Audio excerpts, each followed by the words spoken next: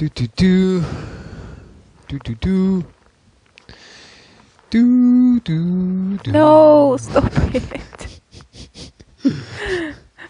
Why would anybody do that? Oh god. Do do do. I'm embarrassed for you. I'm embarrassed for me as well. I live in a permanent state of embarrassment in my little embarrassed land. There we go. What was that? Was that Star Wars? Is it Star Wars? Is that the Star Wars theme? Oh my god. I didn't recognize anything recognizable. Was it supposed to be the Star Wars thing? It was supposed to... Well, it wasn't at the beginning, but I turned it into it at the end. Ah, okay. Doesn't it go... Do, do, do. It just sounds like the bell in theater that tells you to go and sit down. Yeah. Or the train station that's going to tell you the train station. Oh, yeah, before they make the announcements. Yeah. That you don't understand because it all echoes around and... Yeah. People are like, was that arrivals or departures? Yeah, I have a theory that when those people come for job interviews, they choose the ones that you can't understand. Why would you choose someone that you can't understand? I don't know, to take the piss out of people.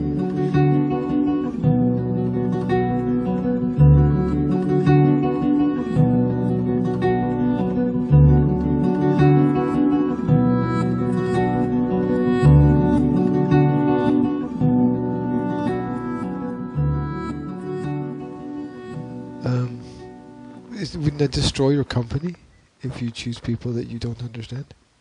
Oh, not in Slovakia. Oh no, because they're all interested. Get it right? They are all interested in control. Not in Slovakia because, first of all, it always used to be the state business. You can't destroy a company if it's the state business. Yeah, which doesn't work. And once it became the private business, it got even worse. Okay. They now don't have enough train drivers to drive the trains. Apparently, they have 135 directors, but they don't have enough train drivers. That's because they have too many chiefs and not enough Indians. Oh, yeah. That's... I was laughing at it. There was this article or something, or somebody wrote it on Facebook. I can't remember which it was, but somebody wrote on Facebook about an article. Anyway, it said that Slovak men are not motivated enough to do train drivers. Not even with the great pay. They can reach up to 1,100 euros per month. And I was thinking, right. Who wants to sit at the front of a train all day? I don't see that as it must be a pretty lonely job, actually, because you do it alone, right? It's an interesting job. I don't see any difference between driving a train and driving a truck, right? But the fact that they said that the pay of 1,100 euros per month is a good pay for a man is ridiculous. Either for a woman, for anybody, it's ridiculous. You can't live with that. How can you live out of that? What if you have 3 children and you have to feed them? If 3 children, you get paid 1,100 euros per month, and I mean, you pay the rent or the mortgage, and that's it. But you don't understand. You don't understand. Let me explain this to you very clearly. Oh my god, okay. I'm not sure I can... Okay. You get to drive a train. Don't you know that's every boy's dream?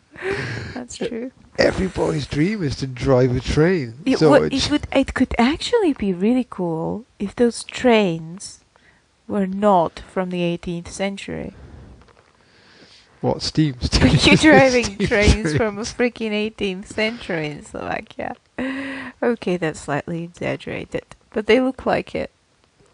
There was actually a train accident where you know, people got injured and everything because a train just fell apart. It just fell apart. It just started burning It's so old. It was seriously. The train was so old. Don't laugh, people got hurt. It just started burning. It's ridiculous. Yes, it's not ridiculous. It's just. What was it going so fast that it caught fire? The trains in Slovakia are so old. They're breaking down, right? All the time. And it's so ridiculous because Slovakia has spent millions on some military planes recently. It's like, oh, let's buy these great, super cool, modern 6 military trains for the price that we would... planes for the price that we could buy 20 new trains for, right? Well, yeah, it's like let's invest in accommodation for refugees rather than books for kids in school or heating for the school or something like that. You know, it's all backwards. Any government system is all organized backwards. It's not about the benefit that you can generate and create. It's about how much you can consume. If you accommodate refugees, at least you're helping people. But if you're just buying oversized toys for a lot of taxpayers' money to do nothing with or to hurt people with, right? Oversized toys. That's what it is. That's funny. Oh, look at these cool planes. Let's get some. Right? Well, you know what it's like for, you know, that's the boys thing, right? That's the boys things, you know, planes, trains, that's why automobiles. boys shouldn't be in the government.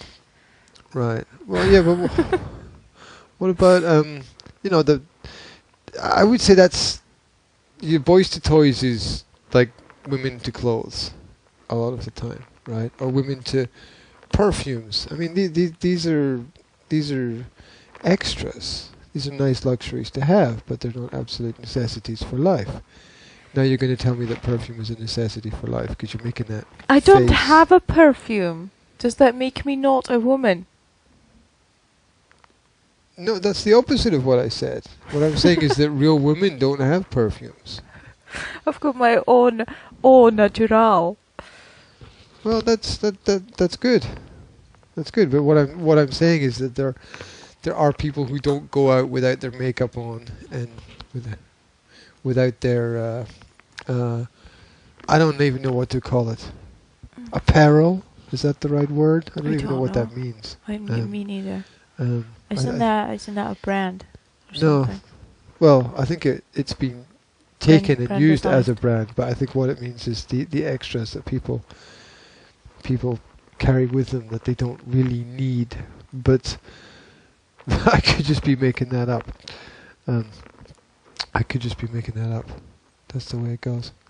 Is the coffee okay? The coffee is fine. Yeah? Yeah. That's cool. I was going to get some breakfast, but you didn't eat the toast last time, and I had to eat the toast. And... Don't! This is my breakfast. I told you that before. Coffee is my breakfast. I know. But I started to, you know, think if there was something else that I could do. No. You could let me sleep. Sorry? You could let me sleep. Sleep! Sleep is for suckers. Sleep is for suckers. That's what it's for. Do you have a headache? Yes. It's wonderful. Oh. Maybe if you massage your temples. I'm not religious. No, well... no. I'm not sure where my temples are. Maybe if you take some more of those pills from that drawer, because that drawer is insanely chock-a-block, as they say. Oh my gosh, you're turning into a local. Yeah, I know. I'm picking up all these local phrases, and I found myself speaking in a Scottish accent yesterday. I found yourself speaking in a Scottish accent too. I know, it's... I'm frighteningly aware of the effect that the environment is having on my language abilities. Especially as I've been doing a lot of podcasting recently, and when I listen back to it, I hear this creeping... You sound like the Mad Scotsman. The The Mad the Scotsman. Mad Scotsman. What is it? The I Mad don't Scotsman. know. Wasn't it some kind Is of that a horror movie? Wasn't that some kind of something? Wasn't that No. like a plane or a ship or something? The Mad Scotsman. The Mad Scotsman. No. It was the Flying Scotsman. Oh, of course, it was the Flying Scotsman. Remember that train, the Flying Scotsman? Mad Scotsman. No. All right. There we go. Yeah, wasn't that that was the London to Edinburgh? Yeah. I think. Yeah, and it would do it in like 5 minutes. Yeah, No, which is an exaggeration, obviously. but it felt like 5 minutes. I'm quite sure. And it was great because it connected together people who didn't need to be connected. It should have been called the Mad Scotsman. You can't really sell tickets for something like that. Why? I think Unless it's I a think comedy. It's the other way around. I think it would actually have made it cool. It would have made it cool Yeah. if they'd called the train. The Mad Scotsman, yes. People would just find that as a cool factor. Do you remember no, that? that's not cool. I mean, you've got to understand that cool is something which is innate within an idea. Yeah, things are within themselves ultimately cool, or they're not. And it's strange because you can't give cool to somebody. You can't. Even if you take someone who's not cool and you put them in the right clothes, they're still not cool. It doesn't work. You can't dress up cool. You can't put clothes on a train, but you can call it the Mad Scotsman, and that would make it You super paint cool. it a different color. You could give it a jacket. I wanted to say something important. Oh, do you remember about that bridge in Slovakia? How they built that bridge, right? And then they wanted to... one bridge. Slovakia is one bridge. How they built the bridge. Yes. And they wanted to give it a cool name, right? Yeah. So they did this public thing where they asked the public for names. And they... The Chuck Norris Bridge. Yes, and they gave those names, and people were supposed to vote, and somebody put down the Chuck Norris Bridge. And everybody voted for And that. everybody voted for Chuck Norris, and then they decided that they're not going to call it The Chuck government Norris. decided they couldn't call it the Chuck Norris Bridge, which is ridiculous because that would have been epic. That would have been so cool. Yeah, I mean, if you can have like Roosevelt Hospital, and Yeah, I like know. John You F. would- Kennedy This would have Library. been the first Chuck Norris Bridge in the world. It would Chuck have been. Norris would probably come, He right, would come and because sign it. because you named the bridge after He would like him. sign the bridge. You have big then- statues of Chuck Norris. Nobody would invade your country. Nobody would invade your country if you had the Chuck Norris Bridge. And people would come and take pictures They with, make with films the about bridge it. of Chuck Norris. That would have been. How could you completely argue? epic. How could you possibly argue against having a bridge called the Chuck Norris Bridge? I don't know. And then they It called makes it no something sense. extremely boring, like the South Bridge or something. No, I don't know what they actually The called bridge it. over the river, Yep, the or bridge. South Walk, or The bridge over the North River Point. Da. Sounds just about right. The Da Bridge. yeah, they missed a massive. The thing is, the whole country knew that it would be a good idea Yes. because they voted for it. They were like, "This will be great," No. and then a couple of Idiots cheeses in the with no sense of humor and no sense for marketing whatsoever. nose sense. Yes, yeah, absolutely. They did a couple of suits in an office somewhere with absolutely no originality. They probably thought, I'll tell you what they thought. They thought, oh, we can't do that. That would not be Slovak enough. You'd have to call it the Karl May Bridge, Yeah. or We have to choose a Slovak superhero. Or something like that. We have to call the Janošik's Bridge. Or the 708th SNP Bridge. Or, you know. Oh yeah, random numbers and letters together. It would be like the P147X bridge or something That would be great. that nobody would really understand. Or Stefanik. Stefanik is on everything. I was in a village once between Bratislava and Dunas Castreda, which is it's just one of those places that you sort of don't want to end up in anyway. And you met Stefanik. Everybody was called Stefan for sure, or Stefan. Stefan. Stefan, Mm-hmm. as they would say. And I had no idea what I was doing there. Don't remember. I think that for some reason I was with some people and they stopped there to stop there for some reason. I don't know. And well explained. Thank you very much. Right, that's very scientific. I know. And in the middle of the town square, there was a giant statue of Freddie Mercury. I'm not joking. You know, like how, like in Slovakia, each town and village is so disconnected from the next one that nobody knows what's going on and nobody knows what's happening, and everything is so individual, right? Isn't that like that everywhere? It's more specific in Slovakia. I don't know about everywhere, but I know that like town A has no idea what's happening in town B and is disconnected and nobody helps each other and it's all like rivalry.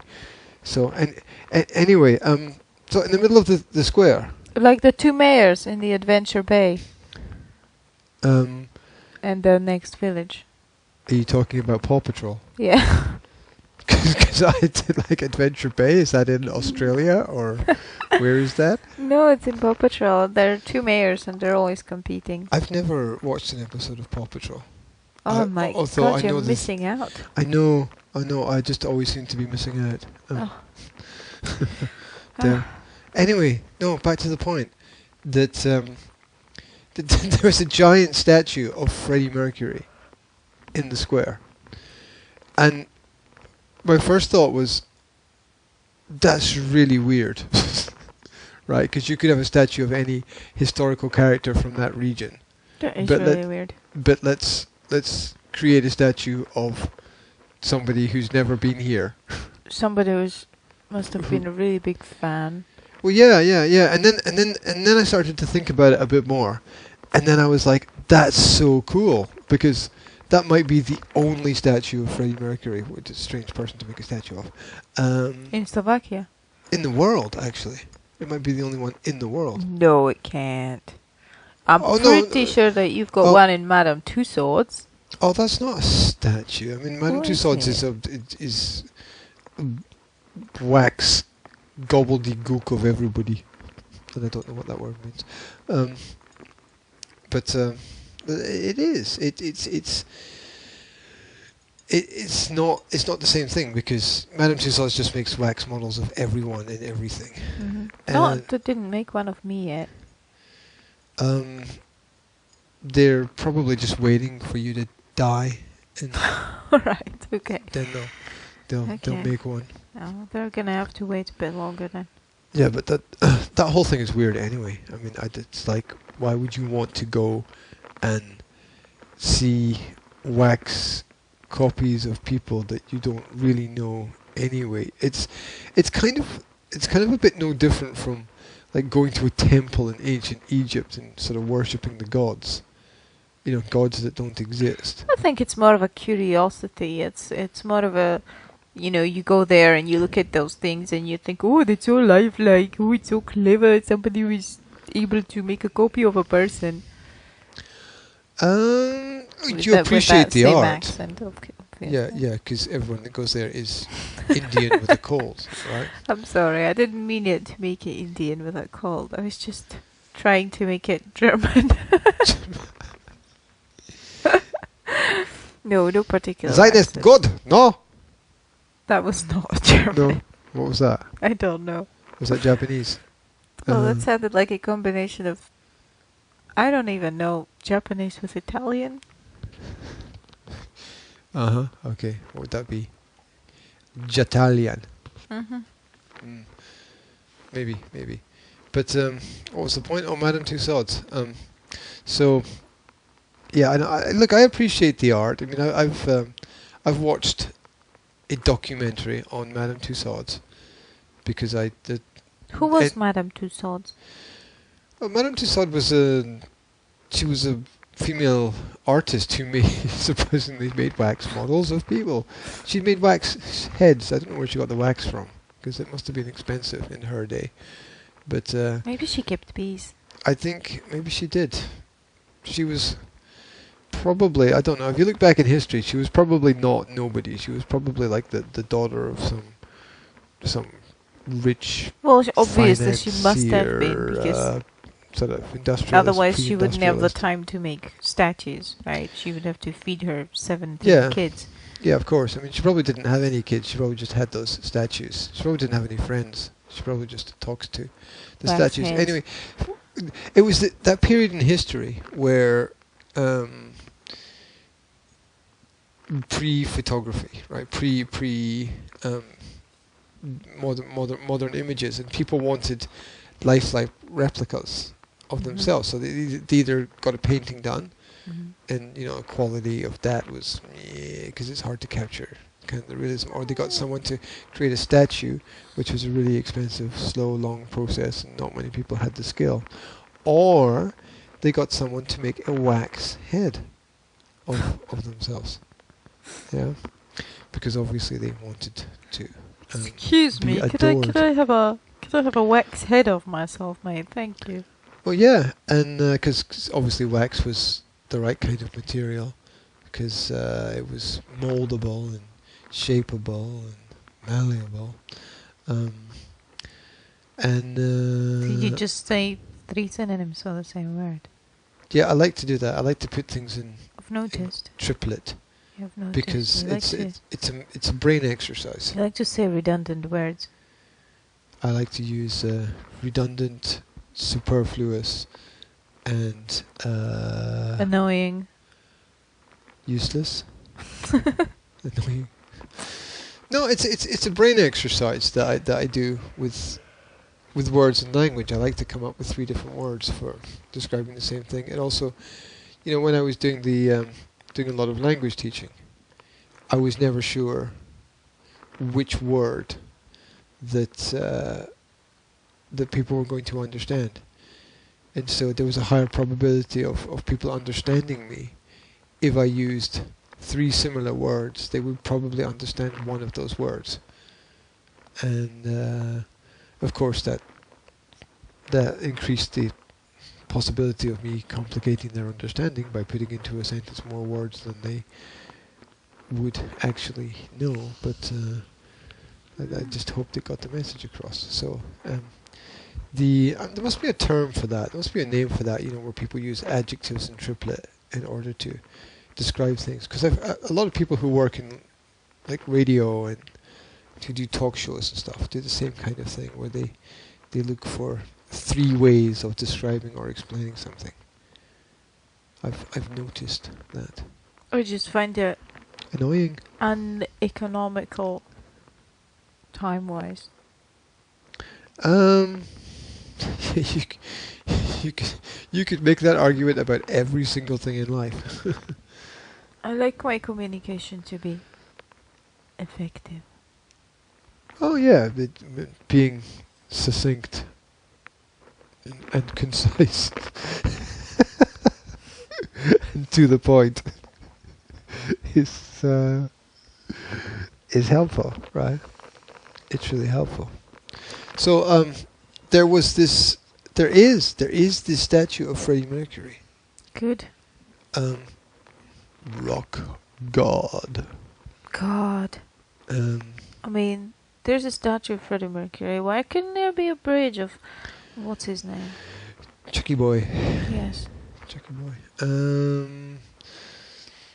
That would have been super cool. Well, I would have probably visited that bridge. well, everybody would have visited it. It would have been a massive tourist attraction. Not only that, This you way, would have I've been able to build a whole set of memes around it. I've not visited the new bridge at all. I don't remember what it's called. Who goes to visit bridges?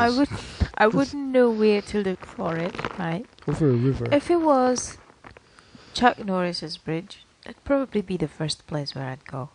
I'd have a picnic in the middle of it. Well, you'd have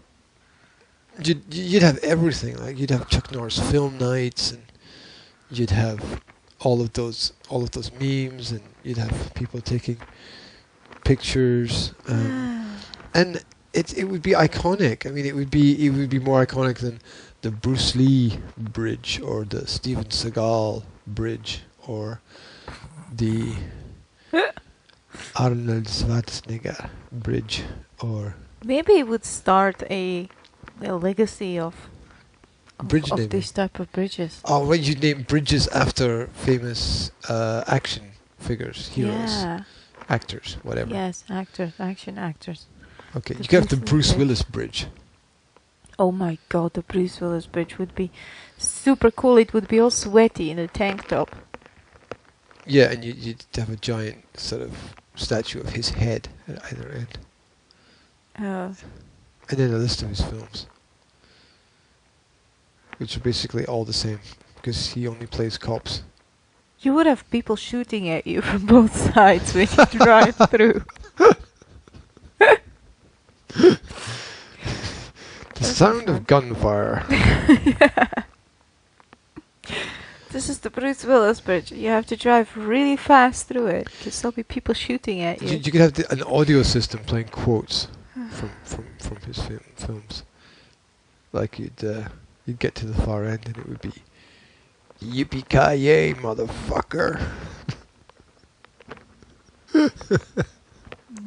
That's not funny. Okay. No, that would be cool. Well, it would start a whole trend of ridiculousness. Yeah. And society kind of needs that, because government is so stuck up its own ass that it kind of loses touch. Government is so stuck up its own ass that it doesn't even name the bridge correctly. Yeah, okay, that's a fair point. But then they don't do anything. They spend like €1 million building a shack for tourist information, and nobody works there. And it's like, well, we did it. We tried something. Oh, it's just ridiculous. I But mean, you don't understand. They're only doing this project so that they can steal money. yeah, I get it. It's not a generation of value, because you're taking money. They don't make things to make something good. When they sign the project, they're already thinking about how they're going to overprice it and steal a lot of money. Well, they just charge the maximum for everything. It's like, how much can we charge for this? They wouldn't do anything. They wouldn't do anything if there was nothing in it. Do you know what's worse about it? I'll tell you what's worse about it. When people come along and they try to do things for the right price, nobody's interested, because they don't believe it. Because they're so used to the criminal prices, the criminal activity, the hiking everything up. They're so used to it that when somebody comes along and says, "I can do this for 10% of this price," they start to look at them like they're really crazy. And I've seen that happen. I haven't seen that happen. I think that what's even worse is that Slovak people have the touch with reality. They know how much things cost. Then they have a look at this information, because this information is out there, because legally you have to be transparent. So you have the information out there about projects and how much they're costing, right? People see these prices. They know that it's wrong. They know it's completely overpriced. Like by at least 1 0, 2 zeros, right? And nothing ever happens. Everybody looks at it and thinks, oh my gosh, they've overpriced us so much. Somebody is, putting a lot into their own pocket out of this project. And that's it. That's where it ends. It ends with people thinking, ooh, someone's stealing the taxpayers' money. And that's it. Well, they all end up stealing from each other, and no, it just goes round in they're not circles. stealing from each other. They're stealing from the people.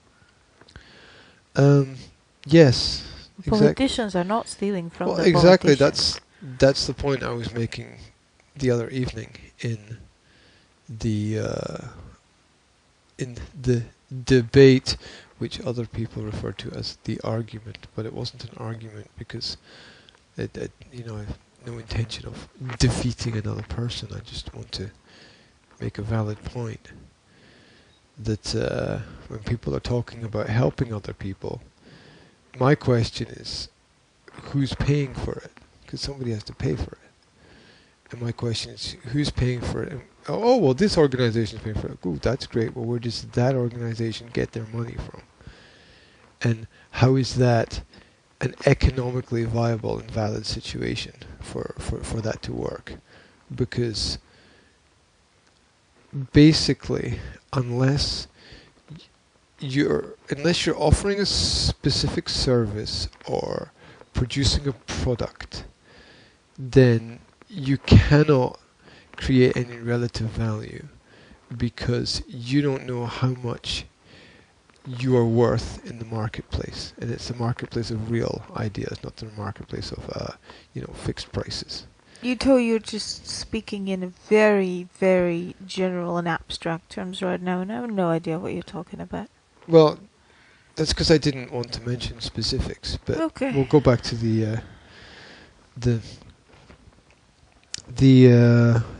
was the refugee argument, right? And part of that was the what we discussed yesterday, which you were like, shut up, stop talking about it. Where I was saying that people judge people they don't know at all, and that's so wrong. It's so wrong to be, say, and I was talking about CEOs of companies, yeah, and saying that people look at, let's take an example like Jeff Bezos, right? Giant CEO, and they make judgments about them, they make statements about them without actually really knowing the person at all. Oh, it's obviously wrong. I mean, yeah, you can't judge a person without knowing them. Yeah. But I thought that we were talking about professional responsibility yesterday, not about judging people. Yes, yeah, absolutely. That's a big part of it. But my main point was that it's a mistake to put all of the blame on the mistakes that a company makes on the person at the top, even though they choose to take that responsibility.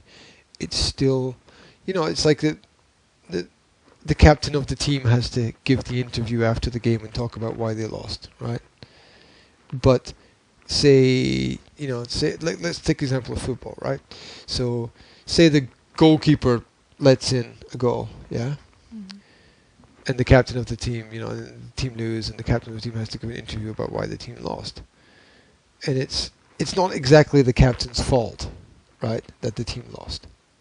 The captain takes responsibility for sure, but you can't point the finger at the captain and go, hey, it was you that lost the game, because it was the goalkeeper that fucked up, right? Well, it was probably also the defense that fucked up, because otherwise the ball wouldn't even get to the goalkeeper. Well, right? Yes, yes. There are many more. Football game, it's a bit of a collective thing. Yeah, it is. But you can still say, okay, you missed a tackle that you should have tackled, or something like that, right? So, there's always greater responsibility upon the person who has made the error that they shouldn't have made. See, I have a personal problem with this blaming thing. I just have a personal problem with that. I don't think anybody should be blamed for anything unless somebody kills someone. Right. Well, that's a bit extreme, but what in your opinion then is the difference between blame and judgment? I think they're both wrong, and they're both closely connected. But okay. Then let me take it a step further, right? Because what is the difference between judgment and decision? And I'll explain that, right?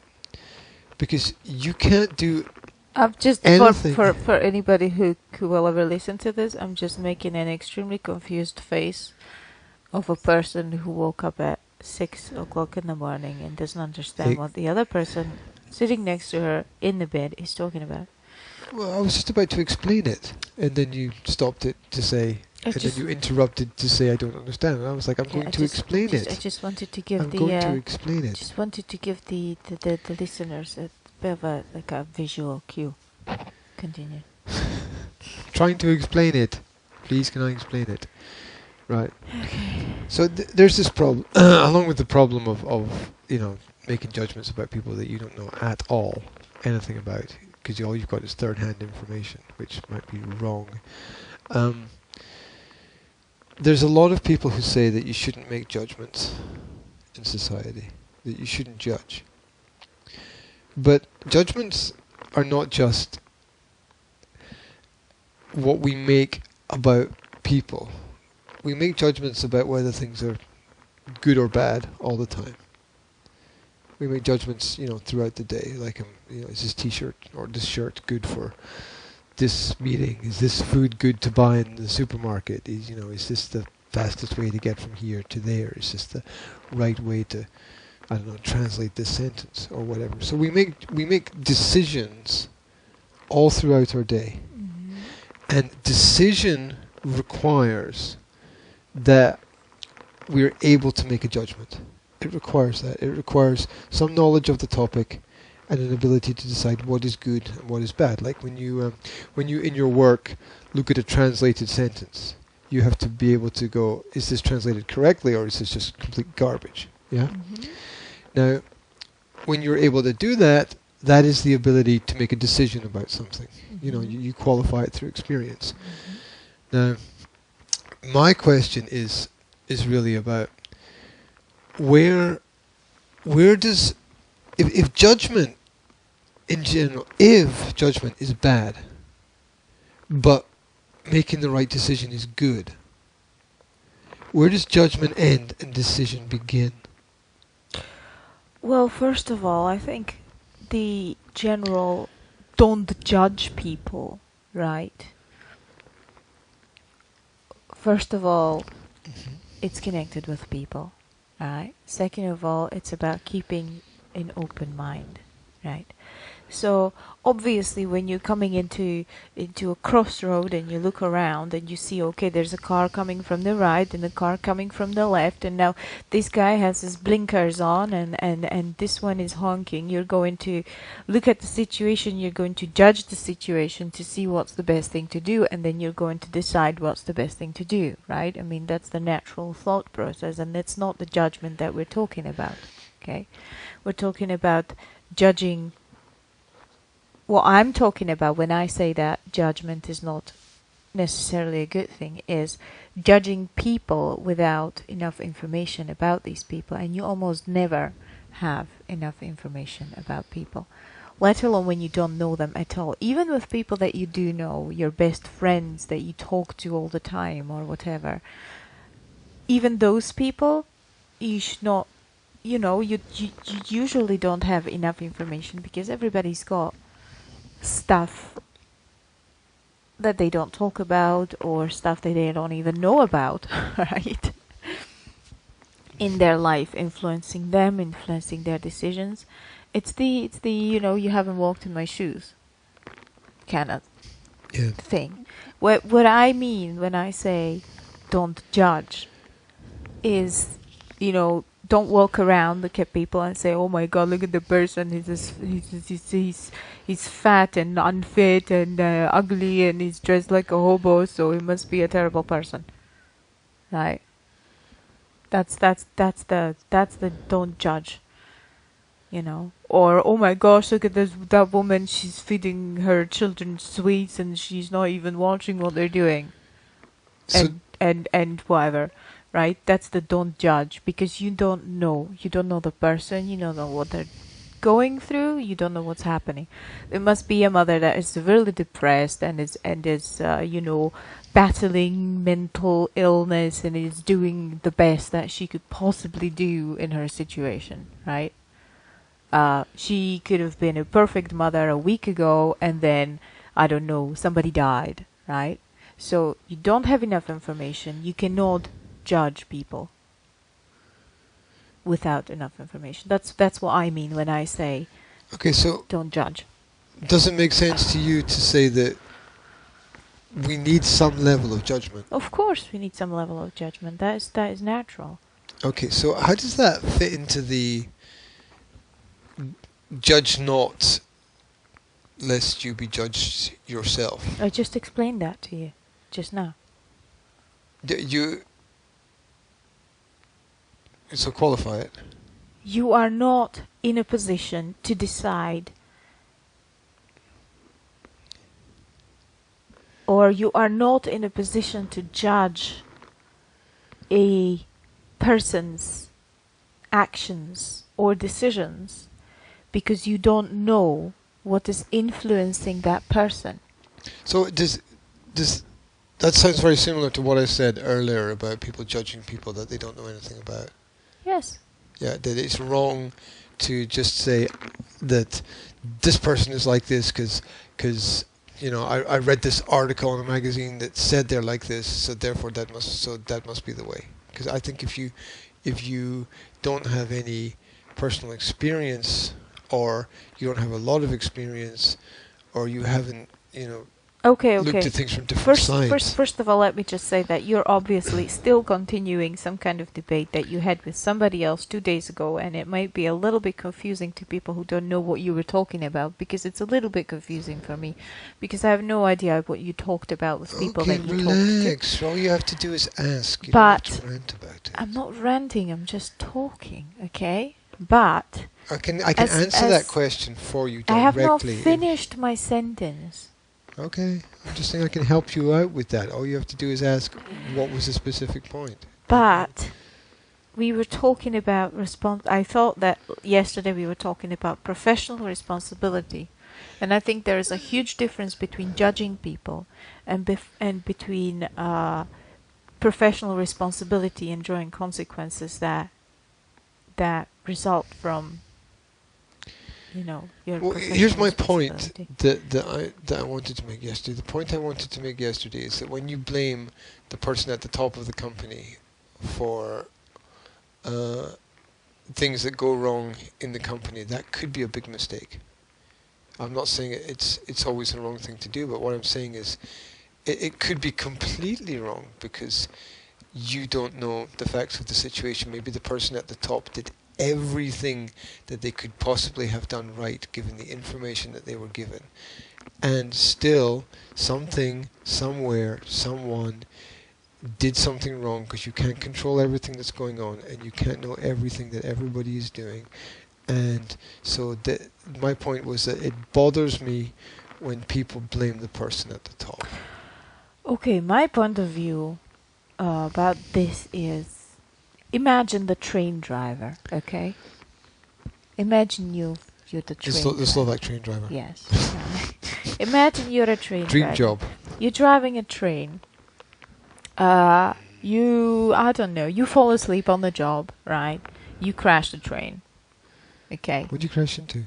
I don't know, it doesn't matter. You're on track, you can't go anywhere. Well, it doesn't matter. You do something wrong. You don't stop in the places where you're supposed to stop or whatever. It doesn't matter. You fell asleep while driving a train. Can't be good, right? What happens is, right, you F up professionally, so you're going to get fired, right? And you're a great person, yeah? Mm-hmm. But you're going through a rough patch, right? You're a cabbage patch. You just got divorced, right? You're depressed. You might have started drinking a little bit because you're depressed because you just got divorced. Your dog just died, right? Doesn't help things. And you're a great guy, and you're always very reliable and everything. But you messed up real bad. You fell asleep on the job. You're not always reliable if you go through those experiences. It is your professional responsibility that is being punished when you get fired. It's not that anybody's judging you, right? It's not that people think, oh my gosh, she's a terrible person, right? That's the business point. That's the business principle. It's a professional responsibility. You've effed up professionally, so we are going to, you're going to be reprimanded. And that's that. And I think it's the same thing with CEOs, okay? You're driving a freaking train when you're a CEO, yeah? Mm-hmm. Now, can the people that are your employees F up? Of course they can. But they are your employees. You are there to control them. You are there to make sure that the company works. You are there to make sure that the train doesn't crash. Yes, you're the driver. And if you cannot do it, you either leave the position, or I don't know, or you find help, or whatever. But it is your job to make sure that everything works the way it should work. Okay, Yeah, that's I your professional think responsibility. I'm not going to judge you if you fuck up, right? I I'm not going to say that you're a terrible person, or that you've I don't know, whatever. You're not careful enough, or I don't know. I'm not going to judge you because I don't know why you effed up, because I don't have enough information. Okay, but it is your professional responsibility. If it's your professional responsibility, it could have been the person I think you're missing a point. in the copy room that effed up, right? But it is your person in the copy room. You are supposed. That's what you're paid but wait, for. let me You're give you paid let me for give you an example making where sure that they don't F up. yeah, but let me give you an example where that doesn't work. That doesn't always work. Because that doesn't work in the court of public opinion. That doesn't work. Because public opinion can be manipulated, and very often public opinion is wrong. And sometimes public opinion is right. But you know, it can swing either way. So you have in society what is called the court of public opinion, which is what the public think about what you're doing. Now, the public don't know what you're doing, and they learn about it through the influence of media and marketing. Now, the marketing is like an attempt to create positive media, but media is not always positive. In fact, if you look at stories in newspapers, most of them are not about positive events. So the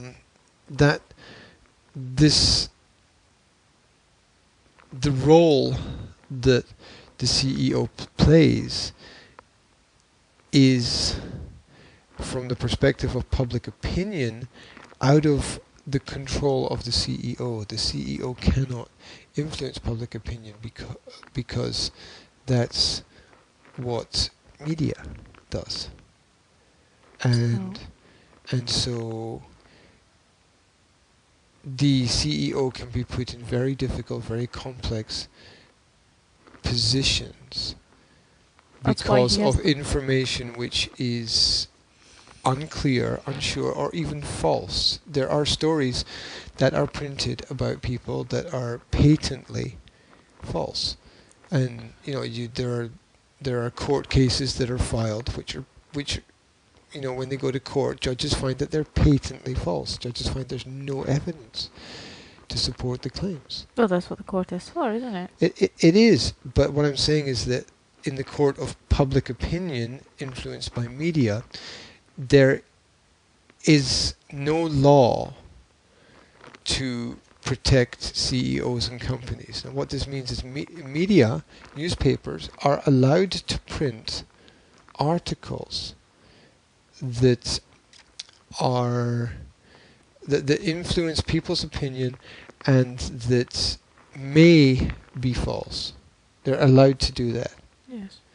And that's disruptive to the idea that the CEO has control over what is going on, especially from the perspective of how the public sees people. Let's take a random example. Let's take what's happened to Elon Musk recently. So Elon Musk came out and made a number of statements about technology, pharmacy, education, and other elements that upset a lot of people. The very next thing that happened was there was nothing but negative press for about 6 months about Elon Musk. This is bad, and that is bad, and this doesn't work, and this was a direct result of him making these statements, which, you know, in my perspective, that first of all, he's got a right to say what he thinks. Everyone's got a right to say what they think, and let other people decide about what they think about that. Which is what happened. except he was punished for it. And he was punished unfairly by newspapers printing false stories about him. Well, maybe the newspapers were just saying what they think. They have the right to say what they think. Yes, but they have the responsibility to tell the truth. And there's a difference between the right to say what you think and the responsibility to tell the truth, which is when you were talking about the position of the CEO. The CEO has this even more complex position because their position is based on the opinions of others very often. Their position is based on the opinions of others. It's what other people think about them, which might... And that relates in no way to facts. What? How is the CEO's opinion? Well, how is the CEO's decision? Position. Decision. Position. You were saying that their decisions are often... No? Positions. You said positions. You didn't say decisions. I think I said the CEO's position. Is I'll go back and check the audio. But influenced by what people think.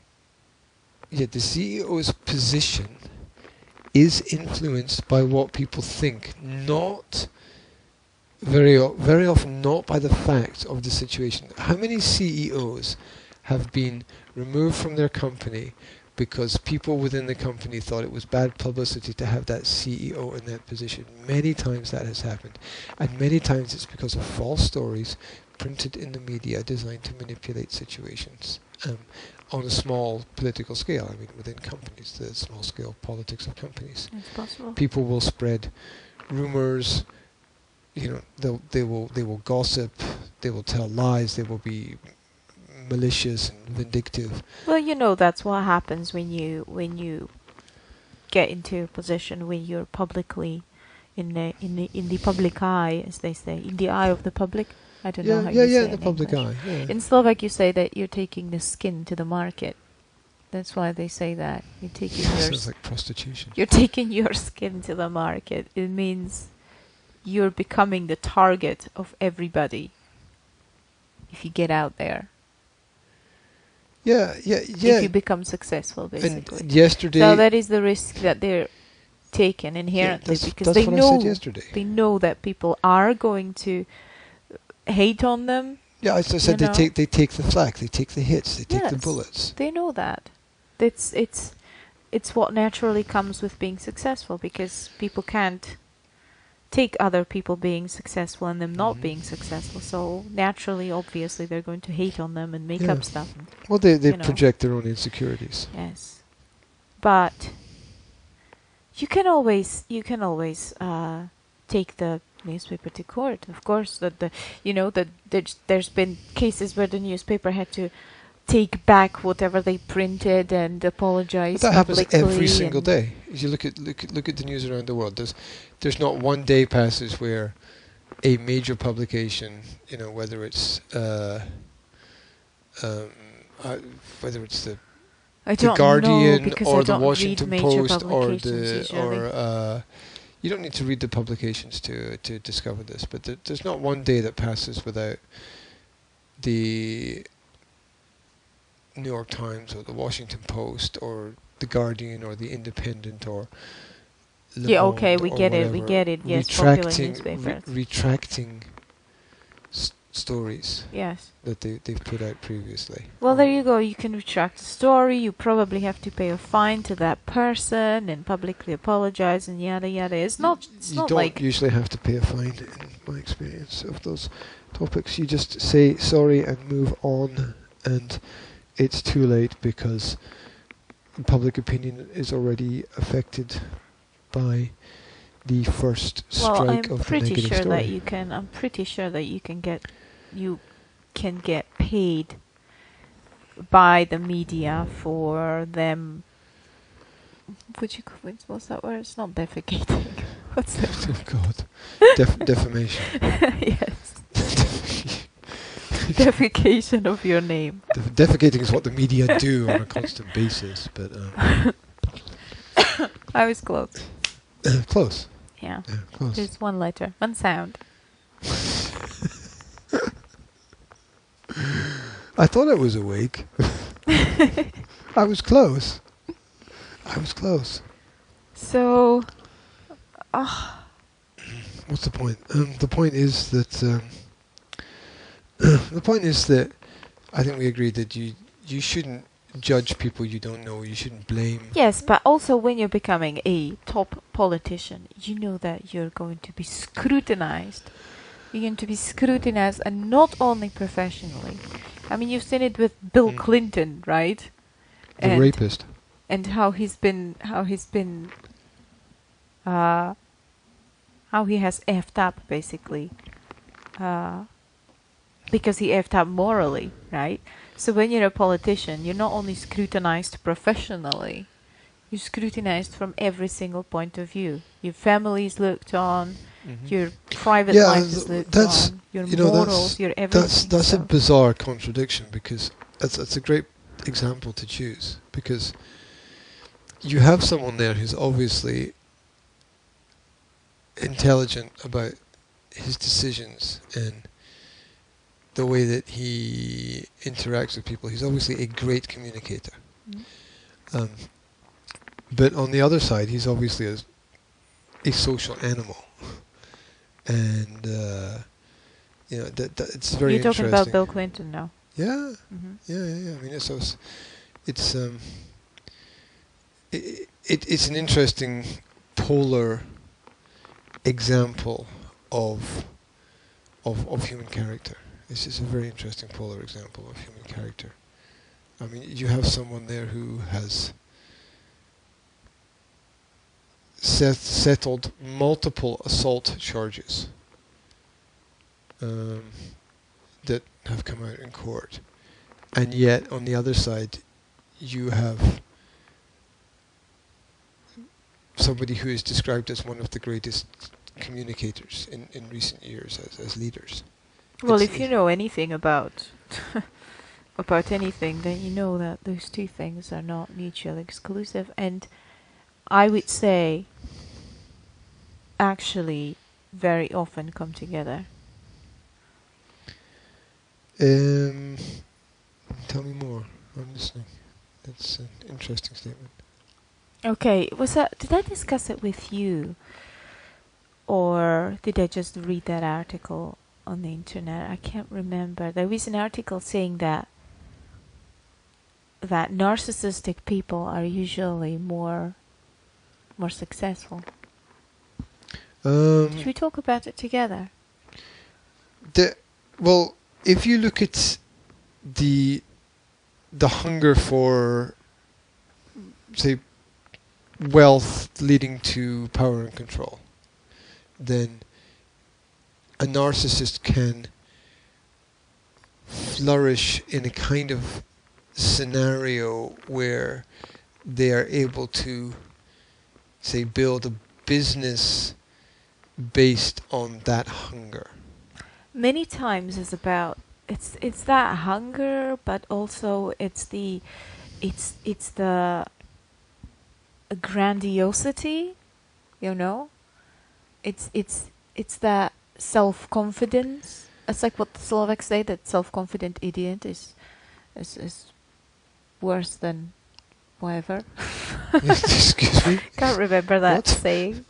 But you know that saying that I can't remember? sure, there is a saying about the self-confident idiot. Anyway, you know how they say that never mind. They say that. Right there. They say those things. Anyway. Do you know you didn't say anything at all there? You know, they say those things that I don't know that they say. Yeah. When they say them. I know. The point is that the people that get to the top, the people that have that hunger for power, right? Mm-hmm. And for public admiration, they would, you know, it comes together with those feelings of grandiosity. You wouldn't get all the way up there if you didn't think you were super great in most cases, you know? The self-belief that grows out of overconfidence. And within a narcissist. And it just comes hand in hand to moral corruption. with these people are often extremely intelligent. Mhm. And one common trait of narcissists, the intelligent narcissists, is that they are capable of keeping a spotless front. Right? They're capable of keeping a public face which is completely fake, but completely spotless. Yeah, it's a attention to detail. Up to the, because they're perfectionists. That's how they got to the top. Right? Up to the point where somebody points a finger at you. Like somebody pointed a finger at Clinton. Right? There were many fingers. Many fingers, yes. So it doesn't surprise me at all that he's a great conversationalist and that he's really good at what he's doing and at the same time is completely morally corrupt. You know, if he is, which again, I don't know, have enough information about any of this, okay? I only have something that I have heard somewhere when I was much, much younger and didn't pay enough attention to, okay? So I don't have enough information about this. But well, that's a great realization, because I think if more people were able to turn around and say, I don't have enough information about this, which is what I think I say that at least 2 or 3 times a week. Each week when I'm discussing topics with people, I say that I don't have enough information to make a decision about this. I think it's really important to realize that. It doesn't mean that a decision can't be made, because it doesn't mean that other people can't make the decision. there is a place on the internet which I haven't explored, but I think I came across it a few times. World. Yes. A Which fantastic discusses point of view. world politicians, which is like a psychological analysis of world's top politicians, and like psychoanalysis. most of them are politicians. narcissistic, and it just analyzes how they're narcissistic psychopaths, basically. Well, yeah, I mean that's the argument for anarchy. You know.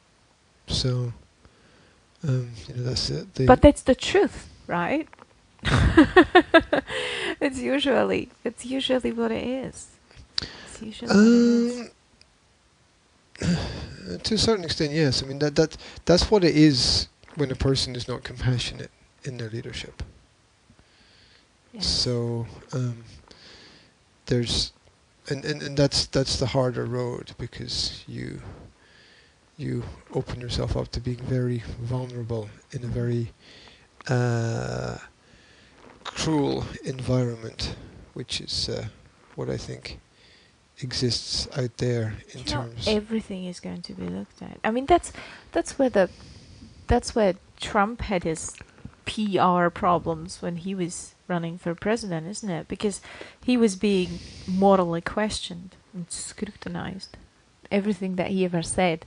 Oh yeah, I mean that's a great point, because the quality of the decision that you make might actually not in any way be affected by anything else that happens. And what I mean by that is that you can absolutely make the right decision despite having problems. So, you know, we see it with all the leaders. So you can take any of the last, 5 presidents of the United States, or prime ministers of Britain, or whatever. That they were able to make a lot of right decisions despite having a history of making mistakes. So, even going back to leaders during periods of war in history, I mean, it's the same thing there, whether it's Winston Churchill or George Washington. So, no one is excluded from the ability to make the right decision at any point in time. You know what comes to my mind when you're talking about this? The Slovak leader, during the Second World War, that collaborated with Nazis. Right? There was this Slovak president during the Second World War, he was put in a position. You know, he said, well, either you're going to collaborate with us, or we're going to take over your country, split it in two halves, attach the bottom half to the Hungary and the top half to Poland, and we're going to kill a lot of your people, and we're going to take your Jews, and yada yada yada yada, right? Oh yeah, yeah. So it's basically like either you're going to give these Jews to us, plus pay us money for it, or we're going to destroy everything, kill everybody, and take them anyway, right? And he had to make a decision about what's better for the country. Yeah, and there are still people today who support the Nazi principle, which is frightening. Yes. And he made a decision that, okay, well, we're going to collaborate with the Nazis, right? Which The socialists. Which, as crazy as it sounds, I cannot judge, right? I cannot judge that decision. I cannot judge whether he was a bad person or a good person. I cannot judge whether he wanted to get rid of a lot of Jews by making that decision, or whether he wanted to save a lot of people, or, you know, what was going through his head. It was obviously an extremely difficult decision. Yeah, he was And obviously everybody, yeah, shitting bricks. everybody says, it's like a dark chapter of the history. Everybody in Slovakia is like, oh my God, we don't like this president very much because he collaborated with the Nazis. But he probably made the best decision that he could have in his situation, right? He was probably not a Nazi himself, although you never know, right? He was probably not a Nazi himself. He was just trying to save as many people as he could and choose the lesser of the two evils. Although you don't know. Yeah, But and it just in the other comes to sense, you mind. could. It just comes to mind as you know, knowing that that the leaders are often in difficult situations where they can make decisions that are judged as really, really bad decisions, right? But they might have been the only thing that they could have done in that situation. Yeah, well, first thing is that it's very easy to say after the decision is made, about in hindsight, what was the value judgment, if it was good or bad. I mean, people now can say, "Oh, he should have, he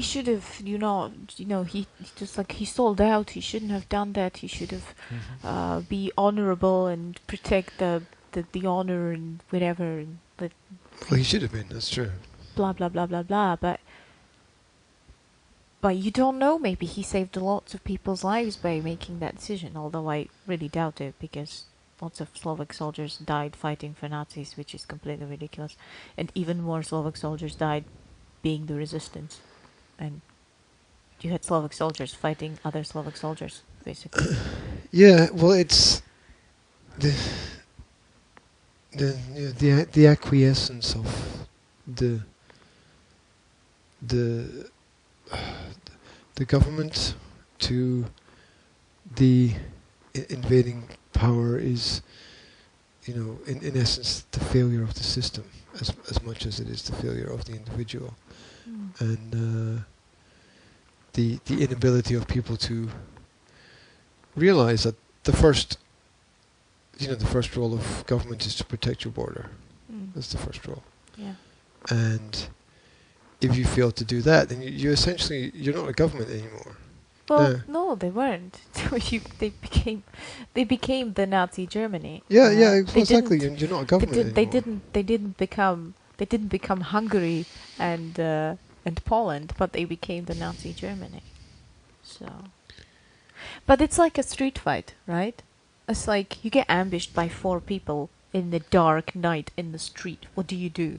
So, Do you stand up to them and fight them, or do you run away? well, I would probably run away, because there's 4 of them and there's 1 of me. And, So that's what he did. The odds are not good. That's basically what he tried to do. He probably just thought, there is no bloody way we can fight this. You know what I mean? Yeah, well, the way that I would look at that is that he was not prepared. He was not prepared for that decision. He was not prepared for that situation, and Well, he should have been. there's an argument. There was enough time to get him prepared, right? Yeah, there was like 2 decades to prepare for that. Mm.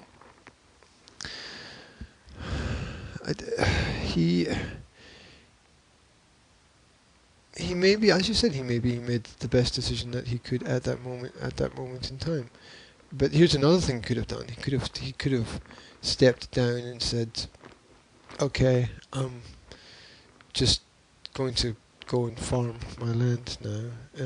But then, what happens? Somebody else steps in and makes even worse decisions. So you can't really do. Can you do that? You can't really do that. You can't really step down before a difficult decision when you have been elected by people to be the president. Chamberlain did it in Britain before the Second World War. Yeah. Yeah, he just said, "That's it. I'm not dealing with this yeah, shit." Yeah. That's what he did. That's exactly what he did. Yeah. It's not a bit of a disappointment. Well, that's the way it was. That's the way it was viewed by a lot of people at the time. Like, we elected you, we trusted you, we Mhm. wanted you to decide for us in these difficult times, and you just turn around and say, "I can't be bothered." you know. And on the other hand, it's admirable that he realized that he doesn't have that capability of dealing with it properly. Yeah. He could see that war was coming, and he didn't know how to deal with war at all. So he let Winston Churchill step in, and Churchill did what needed to be done, which was interesting because Churchill's history was a history of complete failure. Like, he lost almost every battle that he ever fought. Yeah. Yeah. So the odds of him like winning or coming out on top in the Second World War were like it was low. It was like 10 to 20%. Right? Yeah, he probably thought that even a bad military leader is better than no military Well, leader. that was the perspective at the time. Yeah, you need someone who's had combat and military experience, and that made the difference at the end of the day. So it's really, really hard to make. It's even hard. Not only is it hard to make judgment, it's hard to make judgments about judgment, because that's just another layer. Yeah, that's what I mean. On top of the problem. Well, it might have also been that maybe, I don't know. I don't have enough information about this historical topic, but I would think that today everything is connected through NATO and European Union and blah blah blah blah. Back then there was basically almost no connection, right? Obviously you had allies that would ally themselves of course, against the bad guys. But I would think that Slovakia or the Slovak president would have felt extremely alone in the situation. Well, where he had to decide for that. He would look, without things in place, like without NATO, for example. Yeah, he would have probably thought, okay, I'm a little country, they're big country, I cannot fight them by myself. Well, it's a sheep surrounded by wolves, yeah, or bears or something, isn't it? Well, the Nazis had everything everywhere on each border, right? I mean, they were in each country around Slovakia, basically, except for Russia. So, or Ukraine, or whoever was there back then. I don't know if Ukraine was part of something bigger Russia-wise or not at that chapter in history. I don't know, but obviously, like, Nazis have Poland, right? Which is like so much bigger than Slovakia. Yeah, well, wasn't a deal between Germany and Russia that they would advance from both sides and split the country down the middle and take half and half, and then they kind of met in the middle and just went to war. It was just, the agreement was just nonsense. I can't remember. I'm not sure. I don't know about that. I think they agreed to split the country up, and then they couldn't decide. I don't know about that. And and so so war was the result. I don't know about that. Of I know that Czech Republic was supposed to be attached to Germany, and Slovak Republic was supposed to be split down the middle and attached to Hungary and Poland. By saying split down the middle, you mean horizontally rather than vertically. Yeah. Okay. Yeah, there wasn't much leverage that that Slovakia had at that point in time, being a small country. That's what I mean. That they couldn't really go back to NATO and say, "Oh, hey, we're getting invaded by these Nazis. Could you please send some American troops to protect us or whatever?" You know. Yeah, but here's the other side of the argument. The other side of the argument is, because you're a small country in that situation, that's why you need to be better at everything. You need to have higher moral standards. You need to be ready and willing and able to defend your country. You need to be prepared. What happened with Switzerland in that situation? What happened with Switzerland in the Second World War? Well, Switzerland was officially a neutral country. Yes, I know, but how can you remain an official and neutral country if Germany comes and wants to take you? Because all the international bankers need a place to store their money. So? That was Switzerland. So Germany would not invade Switzerland because they had their money there? Absolutely. Nobody would invade Switzerland because Switzerland was holding the bank. Okay, think about a game of Monopoly, right? Who invades the bank? But why Nobody invades the bank. But why wouldn't the Germans invade Switzerland? Because the money was there. I don't understand the logic. Why couldn't they just say, "Okay, well, these banks are now ours"? What if they lost the war? What would happen to those banks? Well, they would say, "We're not giving you any money." But that's what happened anyway. They lost the war, and they got huge fines, right? No, actually, that's not what happened. That's a fairy tale that's given to the public, but that's not what happened. Okay, see, what happened was that the German High Command were aware for about a year before the end of the war that they were going to lose the war. They were going to lose. Yes. So what they began to do was transfer as much wealth as possible out of the country into Switzerland, and that was always their backup plan, right? The backup plan was, you always need to have a safe space, yeah. You always need to have a neutral territory, and so they transferred their wealth out and invested in large industries, such as coal and steel, and cars, in international transportation, big factories, electronics. Like Siemens, for example, was a big part of that. BMW was a big part of that, and the natural resources industries, and they kept Switzerland as a neutral country, so that first of all, their banks were there, so their wealth was there anyway. Okay. And it was a good deal for Switzerland because they were it was relatively peaceful for them.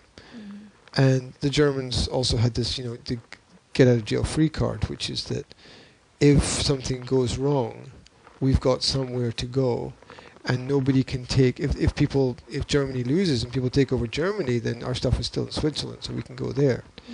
But it wasn't actually Switzerland that the real wealth was completely held in. Switzerland was just, it's close and we can use it.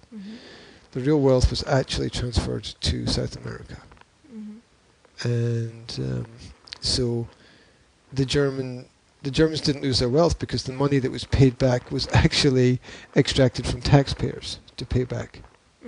Yeah, so the wealth at that point in time was held within Switzerland, which was a so-called neutral bankers' territory, and that was an agreement that there would be a no man's land that nobody could invade because it was a safe space for all of the higher powers to meet, manipulate, and organize whatever it is that they had. And if you look, there's enough high-level meetings that were organized. How did Switzerland get into that position? How did they become the place for the banks? You know the Swedish. Okay, let me explain this in a kind of odd way. You know the Swiss flag. You know, Cross yeah. Okay, it's the reverse of what? of the Red Cross. Yeah, and the red, and that's not by accident. Okay, Yeah. right. There's a very specific reason for that, and the very specific reason for that is that's the historical sign of the Templars, Uh-huh. and the Templars were, let's say, wealth controllers throughout history. So and they ended up in three places. I mean, there's a whole, you know, you could spend like weeks discussing the topic, right? Because it's epically Let's not. huge. And sorry. Let's not spend a week discussing. No, exactly. I mean, it's like they controlled the trade routes and, you know, built the roads and collected the tolls and all throughout Europe until the kings of France and the religious powers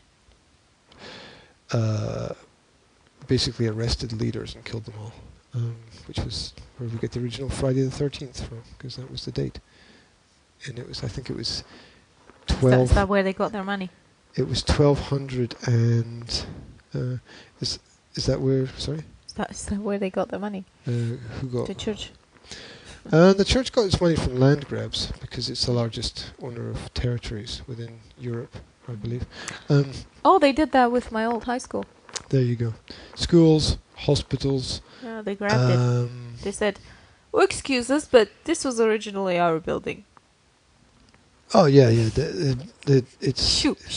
You students, shoo. This is now religious. yeah. It's a lot of the church is unfortunately land grab.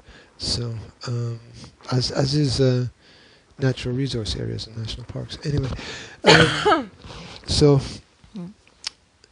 the Templars ended up in three places essentially, if you exclude Middle Eastern territories. They ended up in Malta, Switzerland, and Scotland. And